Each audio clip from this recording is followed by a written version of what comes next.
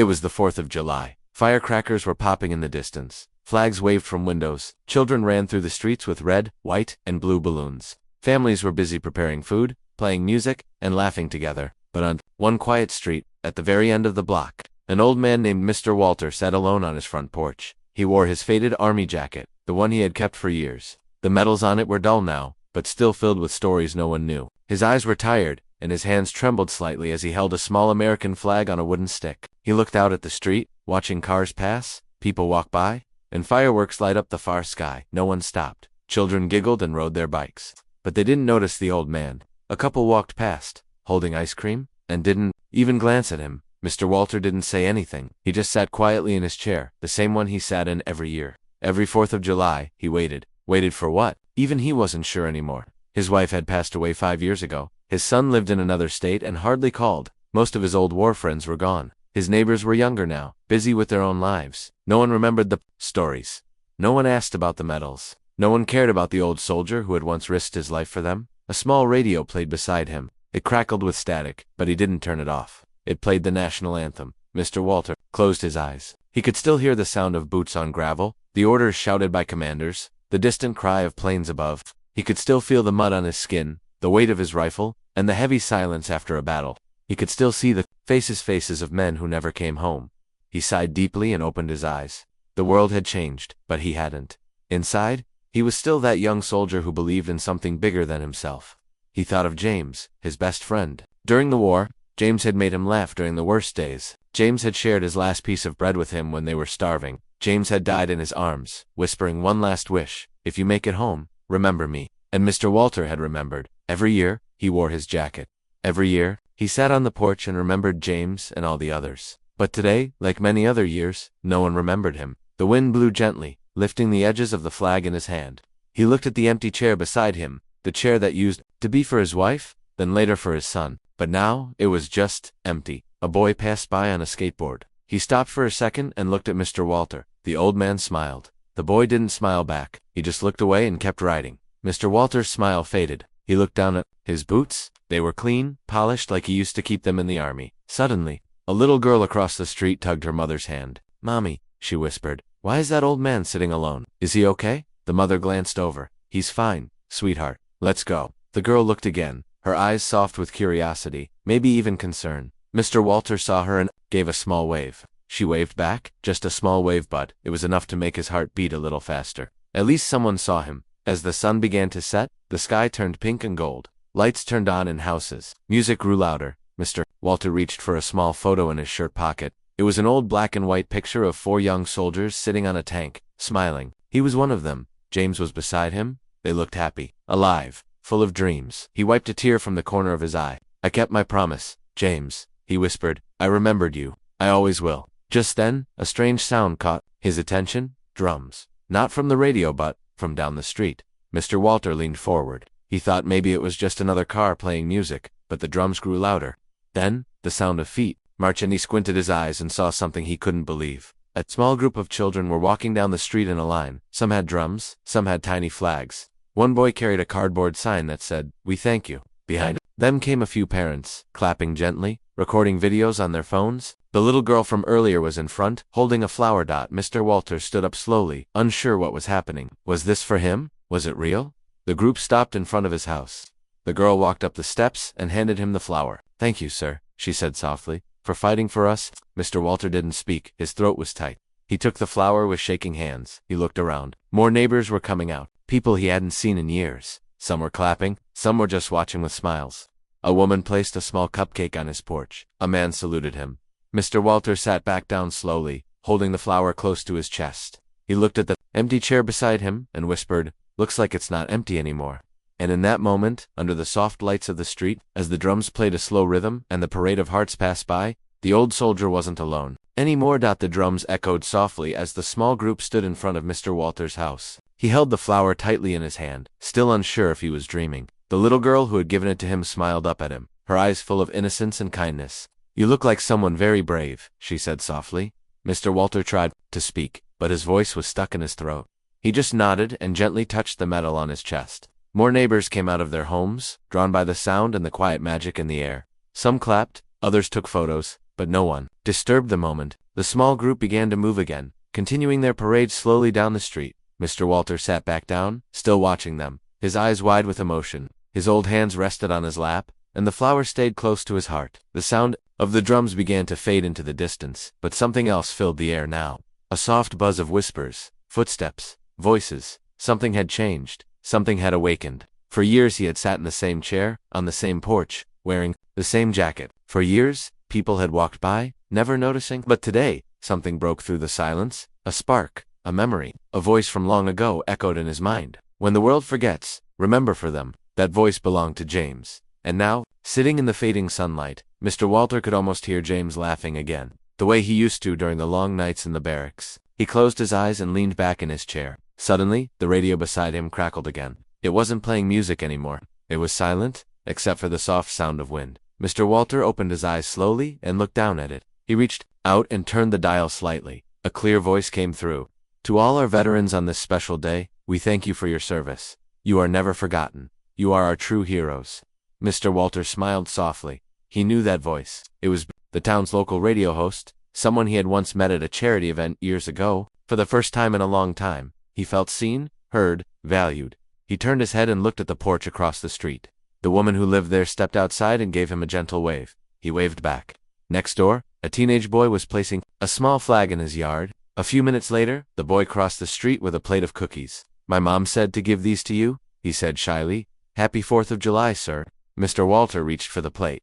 Thank you, son. The boy nodded and smiled. My grandpa was in the army too. He used to tell us stories. Maybe sometime you could tell me one. Mr. Walter paused. No one had asked him for a story in years. Maybe, he said softly. Maybe I could. The boy walked back home, and Mr. Walter looked down at the cookies. Chocolate chip? His wife used to bake the same kind. He chuckled under his breath. You old softy, he whispered to himself. As the sky darkened, small lanterns lit up along the street. One by one, neighbors placed them outside their homes.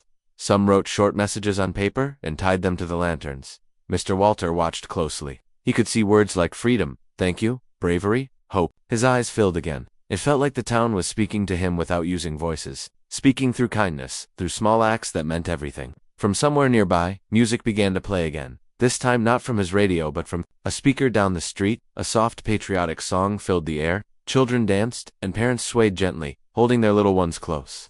Fireworks started in the distance. Colors filled the night sky, red, white, blue, gold. They lit up the faces of the people below, including Mr. Walters. His face, once lined with sadness, now glowed with something else, something lighter, something like peace. He looked beside him at the empty chair and whispered, You see this, Mary? They remembered. After all this time, he placed the flower on the chair and gently patted it, as if she was still there, sitting next to him. The wind blew again, soft and warm, brushing against his face. He could almost hear her laugh, the kind of laugh that used to light up their kitchen, the kind of laugh that made everything okay, even after long nights of nightmares. He stayed outside longer than usual. The fireworks continued. Children ran up and down the street holding sparklers. Some came to him and offered small flags. He thanked each one with a smile. A young woman handed him a hand-drawn picture of a soldier saluting. My son made this for school, she said. We wanted you to have it. Mr. Walter took the picture in both hands. It's beautiful, he said. You should be proud. The next morning, Mr. Walter woke up earlier than usual. The memory of the parade still played in his mind like a soft dream. He sat up slowly, stretched his arms, and looked out the window. The flower the little girl had given him was still fresh, kept safely in a glass of water on the windowsill. The picture drawn by the schoolboy was pinned on the wall next to his bed. His jacket, still with the medals, hung neatly on a hook near the door. He got dressed, buttoning his shirt carefully, and walked out onto the porch.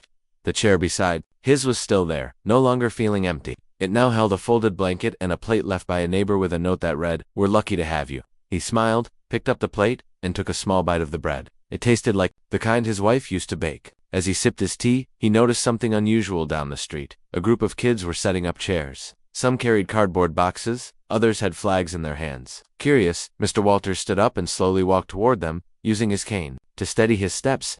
As he approached, a young boy saw him and waved. Hey, Mr. Walter, you're here. Another kid ran up. We're making something special for you. Can you wait just a little? Mr. Walter nodded. He took a seat nearby on a wooden bench while the children continued working. A teenage girl named Anya came over with a notebook. We're making a memory wall, she said softly. You're part of it. We asked people in the neighborhood to bring stories and photos of their family members who served in the military. We want to hang them here and keep them safe, just like you kept us safe. Mr. Walter blinked a few times, his eyes moist. That's a beautiful idea, he said. Thank you. Soon families started arriving. One by one, they handed over black and white photos, handwritten notes, and old medals wrapped in cloth. The wall grew. Names were added. Ribbons hung between the pictures. Flowers were placed beneath them. The kids added candles and drawings. One child brought a small wooden board that read, "Not forgotten." Mr. Walter walked closer and saw the names. Some were from this town, some from other places, some had stories he knew, some he didn't, but they were all connected now. He gently reached out and touched one photo on old man with a smile like his own. "That was my uncle," said a boy standing nearby. "He never came back. My mom said he was kind, like you." Mr. Walter looked at the boy and said, "He's here now in your heart, and that's where heroes live." Just then, the sound of music filled the air. Not loud, not fast. A soft tune from a violin played by a young girl standing near the memory wall. The tune was slow and filled with feeling. Everyone fell silent. Mr. Walter closed his eyes. He remembered dancing with his wife in the kitchen to that same melody years ago. After the music ended, the girl bowed her head and said, "For all who gave, and all who still live with the memories." There was no applause, but the silence was louder than clapping. It was respect, it was love. The mayor of the town arrived later that afternoon. He walked over to Mr. Walter and shook his hand. "We owe you more than words," he said. "The town council has decided something. That bench where you sit every year, that corner of the street's going to be named after you." Mr. Walter was stunned. "What do you mean?" "From now on," the mayor said, "that spot will be called Walter's Watch, a place where people can sit and remember what true courage looks like." Tears filled Mr. Walter's eyes. He looked around. Children playing, neighbors smiling, flags waving gently in the breeze. "I don't know what to say," he whispered. The mayor smiled.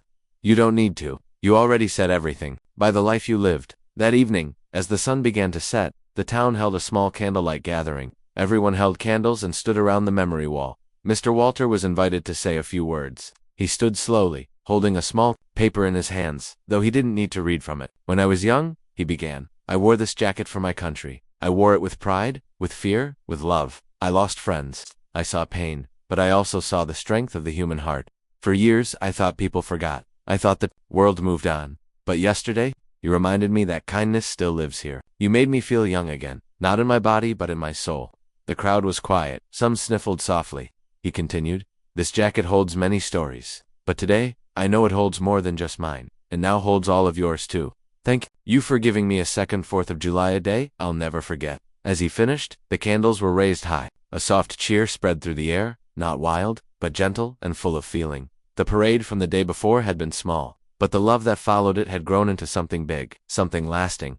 Mr. Walter sat back down on his chair, the one they had polished and placed under a small sign that read Walter's Watch. He looked up at the sky. The stars were just starting to appear. He whispered, "Thank you, James. You didn't get to come home, but today, it feels like we both did." The next few days felt different for Mr. Walter. Every time he stepped out of his house, someone waved at him. A child riding by on a bicycle would call out, "Hi, Mr. Walter." Neighbors who once walked past without a word now smiled and said, "Thank you for your service." It was a strange feeling for him. For years, he had lived quietly, almost invisible. Now, he felt like part of something again. Each morning, he would sit at Walter's Watch, the new bench beside the corner of his street. Flowers appeared daily, small bouquets, hand-drawn cards, and tiny flags placed by people he didn't even know. One card read, "You showed us what bravery looks like." Another said, "Because of you, we understand freedom." One afternoon, a young boy named Liam sat next to him, holding a notebook. He looked nervous. Mr. Walter smiled gently. "What's that you've got there?" Liam opened the notebook. "I'm writing a school report on war heroes. My teacher said I should talk to someone real, someone who was there, and I thought maybe you could help me." Mr. Walter hesitated. He hadn't spoken in detail about the war in years, but something about Liam's eyes reminded him of a younger version of himself, curious, kind, and searching for answers. "All right," he said softly. "Let's begin." He started with simple things: how he joined the army at 8, the training, the friendships, and the fear. He didn't speak of violence in detail, but he shared the emotions, the cold nights, the waiting, the noise that never stopped, and the silence that followed. Liam listened without interrupting, sometimes writing quickly, sometimes just staring with wide eyes. "Did you ever feel scared?" he asked. "Every single day," Mr. Walter replied. "But bravery isn't about not being scared. It's about doing what you must, even when your hands shake." Liam nodded slowly. "And did you lose friends?" Mr. Walter looked away for a moment. His eyes grew misty. "Yes," he said quietly, "more than I can count. My best friend, James, never came back, but I carry him with me. Always. Liam placed his small hand over Mr. Walter's and said, "Then you kept your promise to him." Mr. Walter looked at the boy and smiled. "I think I did." Word spread quickly through the school. More children wanted to meet him. One by one, they visited Walter's watch. Some brought cookies, some brought questions, and some just came to listen. He became a living book of memories, not full of battles, but full of lessons. One day, a woman named Claire visited the bench with a framed photo. It was her grandfather, in uniform. "He fought in the same unit as you," she said. "He passed away last year. He used to mention a man named Walter, said he was the calm in the middle of storms. I think he was talking about you." Mr. Walter took the photo with trembling hands. He stared at it for a long time. "That's Thomas," he said, voice soft. "He saved my life once. I thought he didn't make it." Claire smiled gently. "He did. He came back, had a family, lived a quiet life, and he always remembered you." Mr. Walter's eyes filled again. He handed back the photo carefully. "Thank you for bringing him back to me, even if just for a moment." That evening, as the sun went down, Mr. Walter sat quietly on the porch. The chair next to him was no longer empty. Liam sat there sketching something in his notebook. "What are you drawing?" Mr. Walter asked. "You," Liam said, smiling. "But not just you, sitting. You standing tall, like a statue, with the flag in your hand." Mr. Walter laughed gently. "A statue? I'm just an old man in a jacket." Liam looked up. "You're more than that. You're a story that helped us understand who we are." A week later, the school invited Mr. Walter to speak at an assembly. He was nervous, but Mira, a kind teacher who often brought her students to visit him, said, "Just speak from your heart. That's more than enough." Standing in front of hundreds of students, Mr. Walter held the microphone with shaking hands. He didn't prepare a speech. He simply looked at the young faces and said, "You may not remember names or battles, but remember, this piece is a gift given by those who stood in places you'll never see. And freedom is not just a word. It's a promise we must keep alive together." The students clapped. Some stood in respect. As he stepped down from the stage, Liam ran up to him and hugged him tightly. That night, Mr. Walter received a letter from a veterans organization. They had heard about him through a local news article written by Claire. The letter thanked him for his service and invited him to share his story at a national event. Mr. Walter sat in his living room, the letter in one hand and the picture of James in the other. The morning after Daniel left, Mr. Walter woke up feeling something different in his chest. It wasn't pain, and it wasn't heaviness. It was something warmer, something like peace. He stood by the window and looked out. The town was waking up. People walked their dogs, kids rushed past on bicycles, and the bakery opened its doors, letting the smell of fresh bread drift down the street. Mr. Walter's eyes fell on Walter's watch. A young woman sat there quietly, holding a small book. She looked nervous, glancing at his porch every few minutes. Curious, he stepped outside, put on his jacket, and slowly walked over. "Good morning," he said gently. The woman looked up quickly, her face turning red. "I'm sorry," she said. "I didn't mean to intrude. I just needed to sit somewhere that felt safe." "You're not intruding," Mr. Walter replied, lowering himself beside her. "That bench is for anyone who needs a quiet place." She nodded and took a deep breath. "My name is Emily. I just moved here last month. My brother, he served overseas. He didn't come back." Mr. Walter didn't speak for a moment. He simply placed a hand on the bench between them. "I'm sorry," he said softly. "He was young, 22. She replied. "His name was Alex. He always looked up to soldiers like you." She opened the book in her lap and showed him a photo. It was a smiling young man in uniform. His eyes were bright. Mr. Walter studied the picture. "He looks like a good man," he said. "Strong spirit." Emily smiled faintly.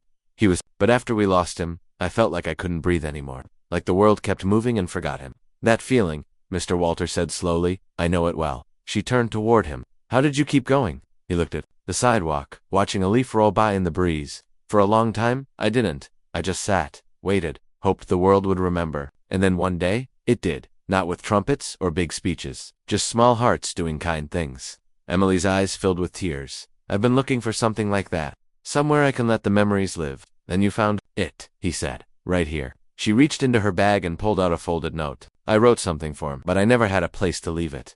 Mr. Walter pointed to the memory wall a few feet away. "People still add things there. Every day. You can leave it there, and someone will read it. Someone will remember." She stood, walked over, and pinned the note under Alex's photo. Mr. Walter watched her. Her hands trembled slightly, but when she stepped back, there was strength in her eyes. That afternoon, Mr. Walter received another letter, this time from the mayor's office. It said the town had officially declared July 4th as Remembrance and Kindness Day in honor of his story. On that day, people would gather at Walter's Watch and Memory Wall to share stories, thank veterans, and simply be kind. Mr. Walter sat in silence for a while after reading it. He thought of all the people he had met. Liam, Mira, Daniel, and now Emily, all connected by loss, but also by love. The next day, Liam ran over after school, waving a new drawing. I made another one, he said excitedly. This time it was a picture of Mr. Walter sitting on the bench with kids all around him, telling stories. At the top it read, "The soldier who taught us peace." Mr. Walter laughed softly. "You keep this up? I'll need a whole room to hang all your art." Liam smiled proudly. "One day, we're going to make a book, a real one, about your life. So everyone remembers." Mr. Walter ruffled his hair. "You've got the heart for it, Liam. Don't ever let that go." That evening, as twilight wrapped the street in golden shadows, Mr. Walter sat on his porch. Across the road, a few teenagers lit candles at the memory wall. They weren't loud. They weren't told to go there. They just did. He watched them. From afar, feeling something that words couldn't describe, the wind carried voices from the past, laughter from long ago, and quiet thank yous from those who would never forget. Later, he opened the wooden box Daniel had given him again. He took out James's pocket watch and wound it gently. The ticking sound filled the room, soft and steady. He placed it beside his bed, letting it sing him to sleep. The next morning, there was a knock at the door. It was Mira, holding a stack of envelopes. "These are from students in other towns," she said. "Somehow, your story reached their classrooms." Mr. Walter opened one. A little girl had drawn a picture of a soldier and written, "Dear Mr. Walter, thank you for loving your country and for helping the stars shine brighter." He smiled as he read letter after letter, each one filled with pure, honest words. "It's like they're all saluting you in their own way," Mira said. "Maybe," Mr. Walter replied. "They're saluting all of us, the ones who never came home, and the ones who stayed to keep the memories alive." That night, as he sat with a warm cup of tea and a soft blanket over his knees, he whispered to the sky, "James, I think I finally understand. We didn't fight just for land or flags. We fought so people like these could live free and love deep." And with that, the old soldier closed his eyes and rested peacefully, knowing the world had not forgotten. The morning of July 4th arrived quietly, with the sky painted in soft orange and blue. Birds chirped gently, the streets were still, and a light breeze touched the trees as if the town itself was waking up with care. Mr. Walter sat on his porch, wearing his jacket and watching the world come alive. Today was no ordinary day. It was the town's first official Remembrance and Kindness Day. People had been preparing for weeks, but no one had told him exactly what would happen. They wanted to surprise him. Across the street, Walter's watch had been decorated with flowers, flags, and small signs that read words like honor, brave, and thank you. The memory wall had grown so full that a second board had been added. Children walked up one by one, placing letters, pictures, and tiny drawings. Some of them had never met a soldier, but they understood something important, that stories needed to be kept alive, not forgotten. At noon, the parade began. It wasn't like the big city ones, with noise and flashing lights. This one was quiet, meaningful. Local kids dressed in red, white, and blue walked together. Some carried signs with the names of veterans from their families. Others carried candles. Liam walked near the front, holding a large framed picture of Mr. Walter. Beside him, Emily walked with a photo of her brother, Alex. Mr. Walter's heart beat slowly but strong. He stood up when the parade reached his house. People clapped as he raised his hand in a gentle salute. The mayor stepped forward and held out a small box. "Mr. Walter," he said, his voice full of emotion, "on behalf of our town, we present to you the Medal of Community Honor. You gave us more than your service. You gave us your heart." Mr. Walter opened the box. Inside was a golden medal, shining gently in the light. He looked at it, then looked at the people gathered before him. "I didn't do this alone," he said quietly. "I had help from a good man named James, from all of you, and from the stories you've shared back with me." The crowd stayed silent, respectful. No one wanted to break the moment. Then, the school choir began to sing softly. It was a song about hope, about remembering those who served, and about building a kinder world. Tears ran down many cheeks, including Mr. Walter's. After the song, Mira stepped forward and handed him a large book. "This is for you," she said. "The children and I have been working on it. It's your life story. We called it The Man on the Porch." Mr. Walter opened a book and turned the pages slowly. Inside were pictures, drawings, quotes from students, and pages written by Liam. Every part of it told a piece of his journey from the war to the quiet years, from loneliness to love. "I never thought my life would end up in a book," he said with a gentle smile. "It's a story worth reading," Mira replied. That evening, as the sun dipped below the hills, the town gathered again. This time, they stood in a circle around Walter's watch. Each person held a candle. A hush fell over the street as Daniel, James's son, stepped forward. "This candle," he said, "is for my father, and for all the fathers, brothers, sisters, and friends who gave everything. Tonight, we remember." One by one, the candles were lit. The street glowed with soft light. Mr. Walter sat in his chair, the empty one beside him no longer feeling lonely. It was filled with memory, with love, with the silent presence of all who couldn't be there in person. Liam stepped forward again and said, "Mr. Walter once told me that peace doesn't come from silence, it comes from stories. So tonight, we tell his story and keep it alive. He then read the first lines of the book aloud. There once was an old man who sat alone on his porch every 4th of July. But he wasn't really alone. He was waiting for the world to remember. After the ceremony, people came to thank Mr. Walter once more. Children hugged him. Parents shook his hand. A teenage boy handed him a folded flag. It belonged to my grandfather, he said. He wanted someone brave to have it. Mr. Walter took it carefully and nodded. I'll guard it well. As the crowd began to leave, fireworks lit the sky. The colors reflected in his eyes, and he smiled gently. He leaned back in his chair, watching the lights dance above him. For the first time in many years, he felt no emptiness. Only fullness. Only peace. Later that night, Liam came to sit with him again. They didn't talk much. They just watched the sky together. Finally, Liam spoke. Mr. Walter, when I grow up, I want to be like you. Mr. Walter placed a hand on the boy's shoulder. Then keep your heart open, and never stop listening to stories.